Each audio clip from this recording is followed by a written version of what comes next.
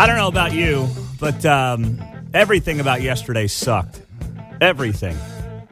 Ending, of course, with the Chiefs on Sunday Night Football, 27-19 loss to the Packers, which I had the opportunity to watch on the airplane last night as I'm coming home from a wedding. My sister-in-law got married over the weekend. I was mentioning that to you guys throughout the last couple of weeks.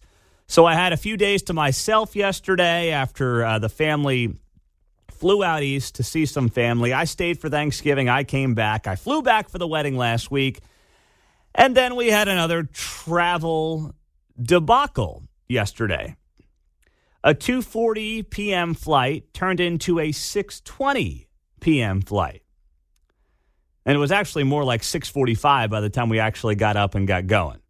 So my PSA of this Monday morning is to never, unless you absolutely have to, unless you have no choice, fly JetBlue. That is now twice in the span of 2 weeks. I have been absolutely burnt by a company that used to be a great airline, but a company that has turned into Spirit Airlines 2.0. Bottom of the barrel, worthless, garbage operation. No, I'm not talking about the Chiefs. No, I wouldn't say that about the Chiefs. Don't misunderstand what I'm saying here. All right, it's Monday morning after a Chiefs loss. Somebody just tuned in and probably thought I was talking about the Chiefs. I was not talking about the Chiefs.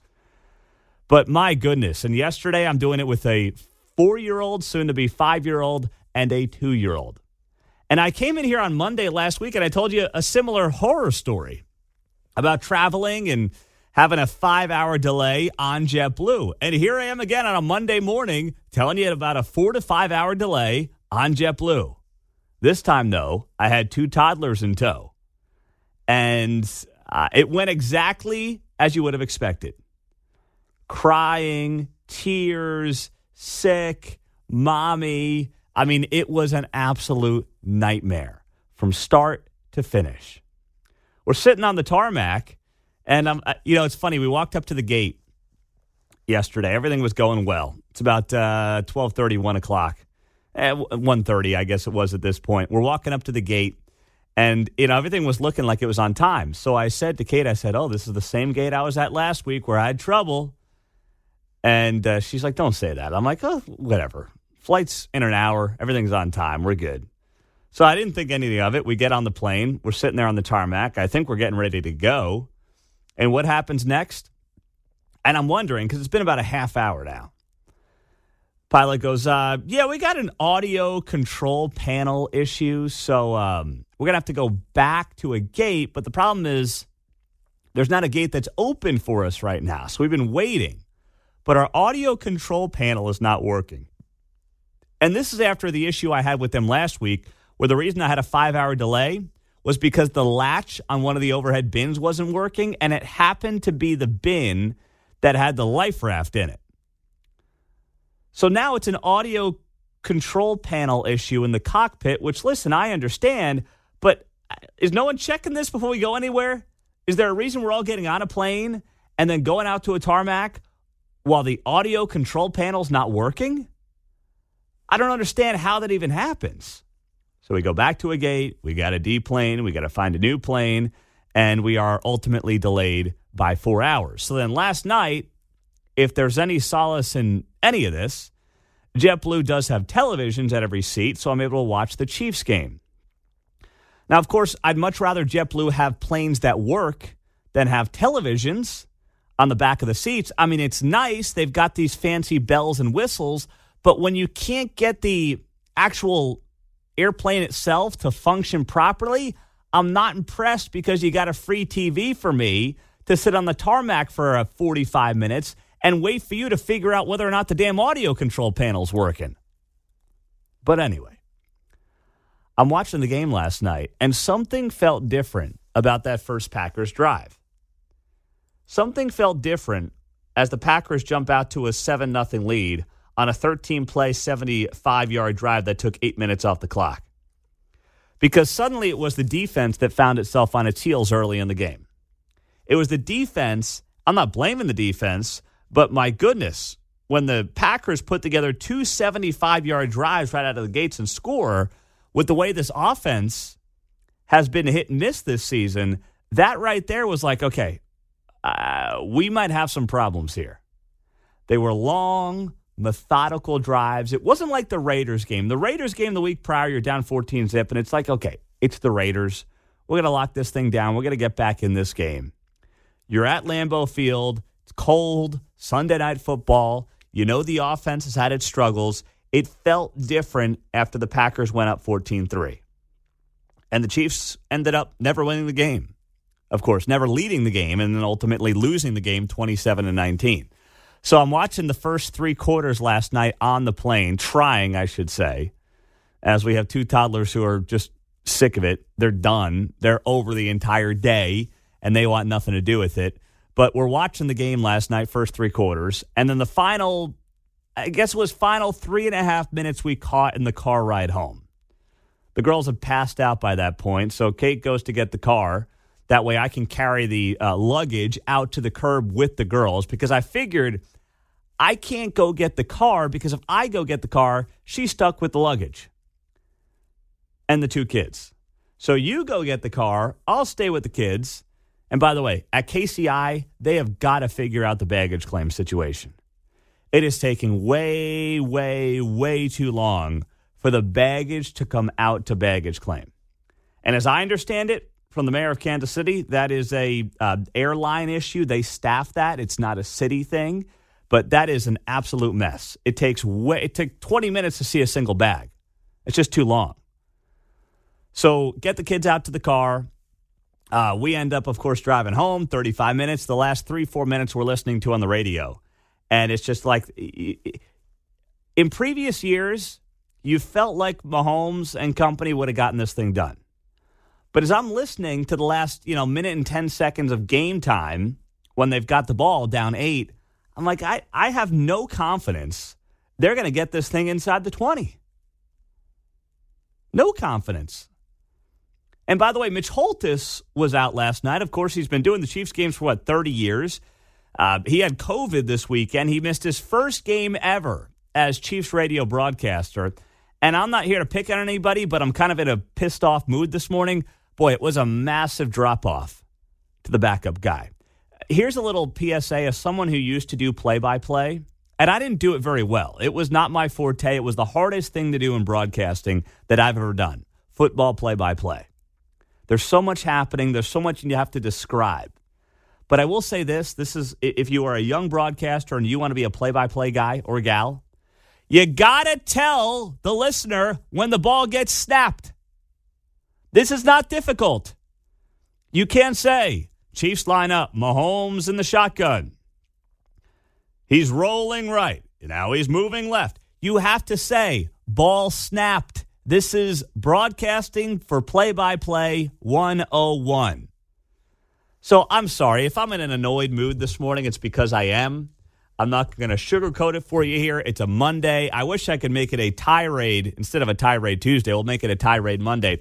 But I might have just 4 segments here in the 6 o'clock hour where I just unload on 4 different topics because that's the kind of mood I'm in. John and Mark are off today. Mark had his baby on Friday morning. Well, his wife had his baby. Hey, these days you got to clarify that stuff. So Mark will be here at 8:15. We'll call him, check on the baby. John's got the day off. So we got our man Garner holding down the fort on the other side of the glass. So welcome in, Garner. I promise I'm not going to take anything out on him. You doing well, man? Good morning. Yeah, I'm doing great. All right, doing? I'm doing well. Well, I mean, I've heard you talk. So. No, we're doing well. We're doing well. We're going to get through this together. You ready, brother? Yeah, let's do it. All right, Garner's all fired up. He's holding it down for us there on the other side of the glass on KCMO. Kansas City is fast approaching a record number for homicides in this town. As of December 1, they don't update them until later in the day on Monday. So this is as of Friday. We had 173 homicides year to date. Back in 2020, the year we broke the record, Kansas City had 171 homicides at this point. It set a record with 179. Sad to say, betting odds are that Kansas City is going to break its record. Kansas City Star wrote a piece about this over the weekend. Kansas City is on pace for deadliest year on record. We've got to do something now. That's the headline. And here's the thing. It's not about doing something now. This is not a black and white issue. It's not a simple, we have one piece of legislation we must pass and we will do it today. That's not what it's about. It's about what has been a snowball effect of bad public policy mixed with policing shortages, mixed with some state laws that have resulted in what is likely to be a record number of dead citizens on the streets of Kansas City this year. I mean, I don't want to be that grim on a Monday morning. Welcome in, by the way, but it is just the reality of the situation right now. Now, I've got to stop Mayor Lucas in his tracks here, though, because I saw his quote in this article from the Kansas City Star. He says here, or the article says here, Kansas City Mayor Quinton Lucas said he's also not happy with the city's number of homicides. He recognizes that with each life lost, there's a grieving person or family left behind. Here's the quote from Mayor Lucas. While there may be some who try to leverage these numbers for any number of different reasons, my heart breaks for all the victims in Kansas City, and I continue to believe that we can and should be a safer city. Now, pump the brakes there. What he is saying, what he is implying, is that Republicans may use the number of homicides to, let's say, leverage their opinion that Democrats don't know how to govern, and that's why we have a record number of homicides in Kansas City. There are some who are doing that. We don't do that because we know it's much more complex. We know, of course, we have a unique setup here in Kansas City. We don't have a city council controlling the police department. You can't put this all on the feet of the Kansas City, Missouri City Council. You can't put it all at the feet of the mayor's office. If you want to find the number one reason for this, I believe it is soft prosecution from the Jackson County Prosecutor's Office. I've made that very clear over the last couple of years as we've seen this homicide rate tick up. That's what I believe it to be, and I stand by that. But it's more complex than that, and I've been more than willing to admit that. But for the mayor to say that there are some who will try to leverage these numbers for any number of different reasons, I mean, every time there's one of these mass shootings that takes place, and I put up my air quotes when I say that because the media likes to amplify nationally mass shootings that fit their narrative. You know, he's oftentimes one of the first guys to pop up on social media on my timeline with something about guns, something about, well, you know, we got to do something. We can't stand for this any longer. So stop with the whole, people trying to leverage murder for different reasons. The mayor has done that. I've seen him do that. Now, that doesn't make it right if somebody who is a Republican does it against Kansas City. That's not fair because it is more complex. But I don't want to hear about people playing politics when, listen, the politicians are always going to play politics on the left and the right. That's what they're going to do. We're going to cut through the BS because there's wrong on both sides. Now, I think there's wrong on one side more than the other in this case, but there is wrong on both sides. And I've talked about it on this show the last few weeks. Yes, we have an incompetent prosecutor in Jackson County who does not do her job. Her office does not do her job. And if the Kansas City Star actually wanted to dig into the homicide issue and part of how we got here, yes, they would look to the prosecutor's office, but they will never do it. They have protected Gene Peters Baker at every single turn. Then the other thing that you've got here is, of course, a Kansas City, Missouri Police Department that is down 300 to 400 cops. You can't do proactive policing when you're down 300 to 400 cops. It's impossible to do. You are forever chasing your tail. So we're seeing that. And then, yes, we are seeing, I believe, in part, the implications and the results of SAPA, the Second Amendment Preservation Act that has been state law for a couple of years and is hurting, as I understand it, and what I hear from Kansas City, Missouri cops who are conservative in nature, what they tell me is that SAPA is causing them problems. It was a state law passed a couple of years ago in Missouri, Second Amendment Preservation Act, and it prohibits federal prosecution on federal gun crimes. So let's say when KCPD has a shooter and there's no prosecution for the shooting, they then used to be able to file federal gun crimes and offenses against the shooter. And this would at least get that person off the streets. Well, now the Second Amendment Preservation Act makes that illegal and actually prosecutes and fines police officers for working with federal partners. That's ridiculous. And I got that straight from the source from folks within KCPD. Republicans are never going to do anything in Missouri about the Second Amendment Preservation Act. But if they had any backbone, they would. Now, that's not to say that Democrats haven't royally screwed up a lot when it comes to the crime issue in Kansas City, Missouri. Gene Peters Baker, the county prosecutor, is a Democrat. Of course, the entire city council, which promoted, at least many of them did, defunding the police, do not support the cops, would love to cut the budget if they could. They are also to blame. But yes, it also comes back in part to the state and to this SAPA piece of legislation. But I understand, Robert, Republicans are not going to sit there and do anything about it because, you know what? If Democrats aren't going to admit that they are, frankly, a bigger part of the problem, then why are Republicans going to admit they're part of the problem? And that's how we end up with this awful political landscape that we find ourselves in, where Kansas City is going to have north of 180 homicides this year. It's going to break a record, and you're going to have these numbskulls at the local, county, and state level pointing fingers at each other as we continue to put people in body bags at a record pace around Kansas City. 913-408-7957. It is beyond disturbing. It is saddening. But at the same time, it's entirely predictable.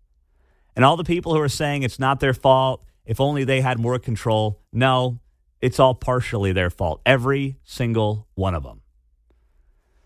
We'll get to Kendall Gammon, top of the hour. We talk to him every Monday morning after a Chiefs game, a loss last night. Oh, gosh, to the Green Bay Packers in Lambeau Field.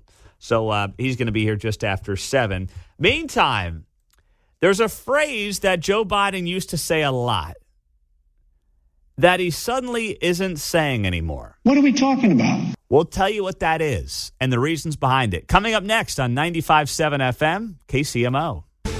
Good message there from Bill O'Reilly on a Monday. Be charitable.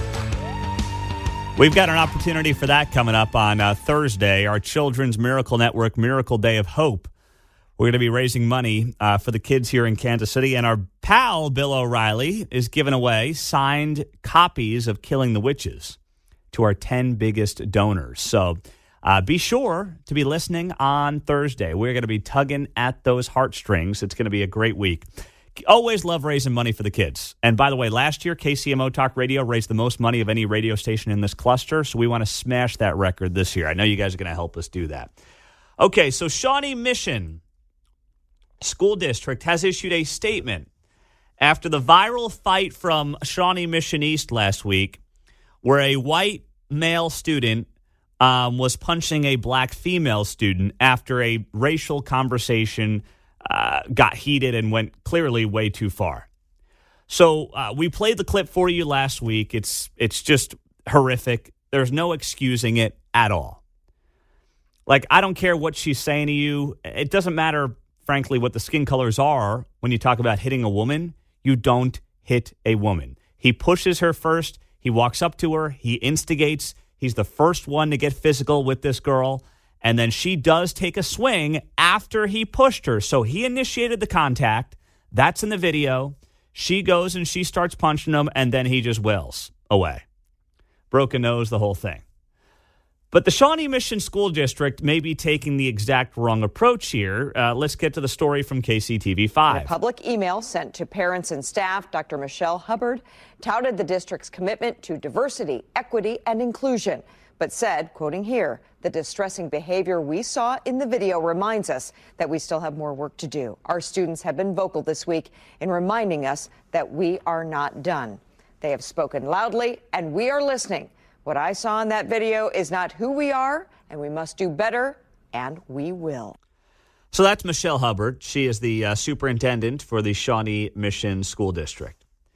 Now, you heard there part of her statement that was released late last week, saying the district has made efforts to improve diversity and awareness through the hiring of a coordinator of diversity, equity, and inclusion. And she says here in her statement, with all this work and more happening across the district, this distressing behavior we saw in the video reminds us that we still have more work to do. Now, what if that's the exact wrong approach to take?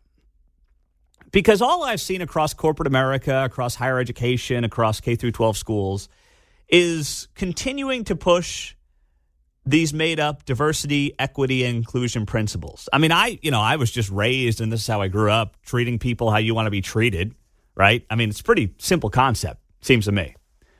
But now we have every Fortune 500 company, every corporate America individual who's got to go through DEI training and, all this other nonsense. But it's not working. And what do I mean when I say it's not working? I pulled up the Gallup poll for race relations in this country. And here's what it shows. White adults and black adults overwhelmingly viewed relations between whites and blacks as very good or somewhat good from 2000 through 2013. Overwhelmingly. It was about 70 to 75% of whites and 58 to 70% of blacks, depending on the year, who viewed relations between whites and blacks as very good or somewhat good. And since 2013, the number has gone down, and it's gone down rapidly. In 2013, 72% of white adults said relations between whites and blacks were good. 66% of black adults said relations between whites and blacks were good. In 2021, that number was down 30 points in both racial groups, whites and blacks. But all we've done over the last 5 to 10 years is beat people over the head with diversity, equity, and inclusion. So how is it that diversity, equity, and inclusion programs have become staples in corporate America and staples in school districts, yet race relations are down 30 points? If this was any other normal business, you would look at yourself in the mirror and say, gosh, something we're doing isn't working. But the DEI movement has become the mafia. If you speak out against it, at the very least, you get your legs broken. At the very worst, you never are heard from again. And you know what I mean by that. So as I'm looking at the story from afar, there is no excusing this guy hitting a girl. None whatsoever. There is not an excuse for a male to ever hit a woman. But the fact that Shawnee Mission thinks the answer is more DEI training, I would ask, based on what? 913-408-7957. We'll get to you and our good, bad, ugly as well coming up on KCMO. So is the answer in the wake of this horrible incident at Shawnee Mission East really more DEI training?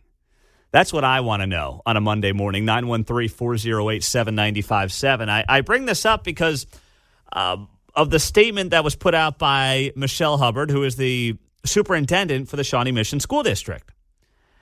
And in the wake of this horrible situation from a week or so ago, where you had a white male student initiating physical contact with a black female student over an argument that was going on between multiple students about race.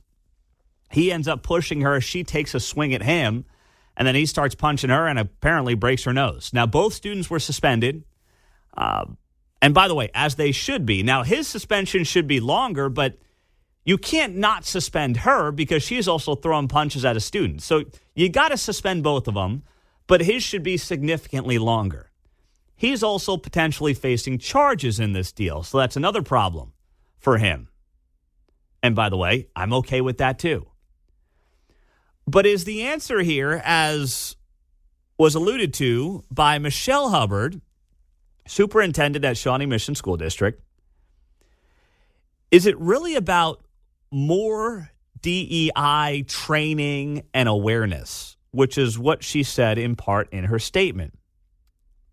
She said, with all of this work and more happening across the district, the distressing behavior we saw in the video reminds us that we still have more work to do. And she notes the fact that they have made efforts to improve diversity and awareness through the hiring of a coordinator of DEI. Gosh, what a great scam that is, a DEI coordinator, which to me, as far as I'm concerned, intentionally stokes racial division. It sets oppressors versus the oppressed. That's the purpose of DEI. If DEI was working, we would have evidence to suggest it's working.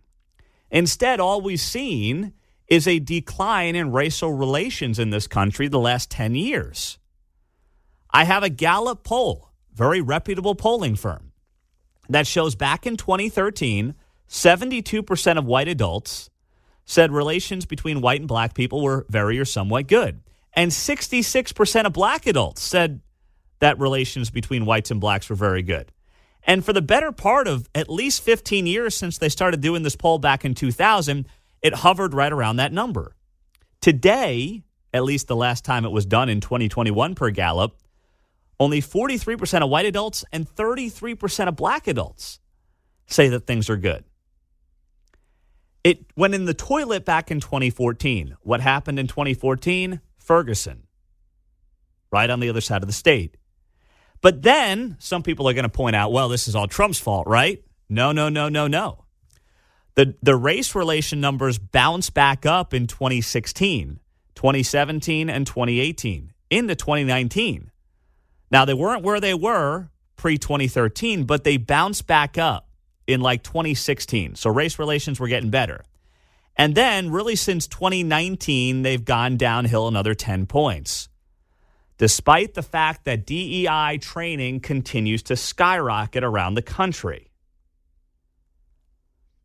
So if I'm looking at this, if I'm a business, if I'm a superintendent, we're doing more of this than we've ever done. More of these hiring DEI coordinators and people telling you that you're oppressed because of your skin color and you're an oppressor because of your skin color, and it's not working. So I look at that and I say, okay, if it's not working, then we got to do something different, right? Doesn't that make a lot of sense to do something different if it's not working? If we're investing dollars in something and we're getting no ROI, then it's time to go back to the drawing board. Is it not? 913-408-7957. Let's go to Brian, who is in Kansas City. Hey, Brian, good morning. You're on KCMO. Good morning, Pete. I totally agree with you 100% about this whole DEI situation. It's kind of a cottage industry where people get rich off of race hustling. And actually, Larry Elder had some staggering statistics kind of mentioning where you come in on the conversation as far as DEI. So agree with you 100%. I think she's taking the wrong angle on solving this problem. And last week when you mentioned this, I kind of took an interest. I thought, this kid must have really beat this girl up bad. I watched the video. From what I can see in the video, she's verbally abusing a bunch of kids. He's walking away. He yells, shut the F up. She says, if you're going to say something, say it to my face. So he turns around aggressively. No problems with that. No. Hey, Brian. This is not difficult. There's no excusing what he did. And just because he punched like a pansy, which you're right, he did, that doesn't excuse it. Yeah, but what you're missing is kind of the context. What I'm getting to is Brian, let's be very clear. There's no context for a guy punching a girl.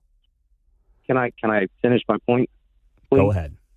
Liberal policies within the school district teach these kids that there's no distinction between males and females. So if he gets no proper education at home, that's what he believes. That's what she believes, okay? Secondly, he uses the N-word in a context like I've seen in every world star hip-hop fight compilation, every black movie, every black song I've ever heard. So he doesn't use the hard R. He says A. So kids today use that word frequently between friendships and fights. So don't be mistaken like he intentionally used it to be racially motivated. He was saying, Brian, I don't think a white guy walking up to a black girl using the N-word and then punching her is a guy using it in a buddy way. Yeah. Listen, you may think that, but no. The evidence, Brian, the evidence suggests that because he punched her after he said it. Come on, man.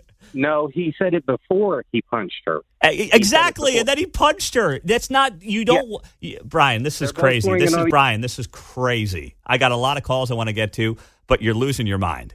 With all due respect, that's ridiculous. Okay? This is not difficult. You can't say that, well, people use that word in a buddy way.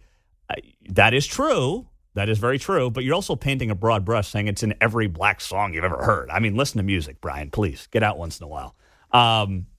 But come on. I agree with you on the DEI stuff, but let's not excuse what happened. We don't need to find an excuse. There's right, there's wrong. And I'm going to say a cliche, but it applies here. It's black and it's white. It is not difficult. DEI is a disaster, and we don't need more of it, but there's no excusing what this guy did. None whatsoever. Zach's in Shawnee. Hey, Zach, good morning. Good morning.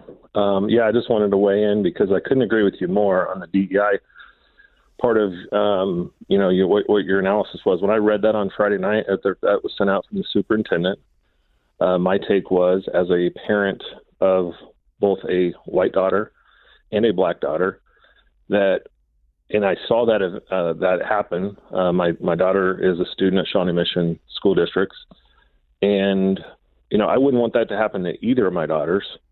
But the fact of the matter is here that that's an isolated incident, and this broad brush over everything DEI, and that hey, somehow the district is what we need to turn to for our moral values and principles. That's really what the agenda is that's being pushed. And yes. So, I think that that's where everyone has to step back and look at this and go, okay, what kind of agenda is there? Because, we have seen that, and hey, that doesn't mean that we are some great family by having both a white daughter and a black daughter. But my point is that it's in relationships with people that you get beyond this, until people just kind of realize that, hey, that's not in corporate America. It's not in government.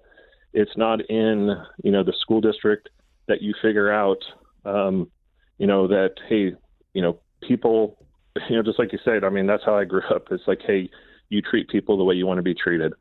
And until you really understand and experience that's what it's all about. So anyway, I had to weigh in on that. So thank you, Zach. And you have a black daughter and a white daughter.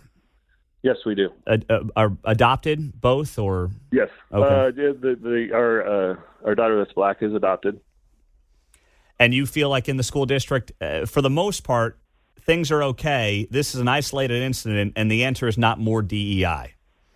Yeah, as a matter of fact, I'll just say my older kids have graduated from Shawnee Mission North. My daughter, who is still in school, is at Shawnee Mission North. Mm-hmm. Probably the most diversified school in the school district. Okay. Yeah. I have seen nothing but that school is the kind of community that I want my kids to go to. Mm-hmm. It's a very diversified school where it's a community. Yeah. Now, I'm not pointing any fingers at the other school that this happened at. I know it happens to be one that's one of the least diverse at Shawnee Mission East. And so there are things such as, socioeconomic and that kind of stuff that does weigh in. Yes. And so I just think that people have to kind of understand that this is more than just race. Now, like you said, is race involved? Absolutely. And as a father of a black daughter, I want to be very aware, and make sure that people are very aware that certain things that they think or, come with them are harmful to another race and another culture in many cases, or some cases. But it's just one of those things that, we have to, come together and understand that it's not by looking at, what people are trying to push down your throat. It's like, hey, getting to, know people at an individual level that Correct. Get past that. Well said there, Zach. Thanks for checking in. Good stuff. All right. Thanks. There you go. That was Zach and Shawnee. Let's got a minute. Mike and Olathe. What's up, Mike? Hold on. Mike and Olathe, you're next up. What's up, Mike? Hey, good morning. Hey, man. After last week, we shared this with I shared this with every kid in every class that I had, and I teach sophomores in one freshman class, and everybody agreed with the way we're talking. And I'm in south part of Olathe. That's South Johnson County, right? But I will say that what brings me back is to the Morgan Freeman interview with Mike Wallace, where he basically was appalled that Mike Wallace would keep identifying him as a black actor. He says, I'm an American actor. I'm an American actor. See, when one president decided he was going to fundamentally transform the United States of America, and they were going to call people that didn't want to talk about race cowards, all of a sudden what's happened now is the trickle down. And now we're experiencing it because when you set something out there to identify, it gets identified. Instead of just talking about the character of people and the loving people for who they are, not what they are, which I've said a number of times on your show, it's like the kids get it.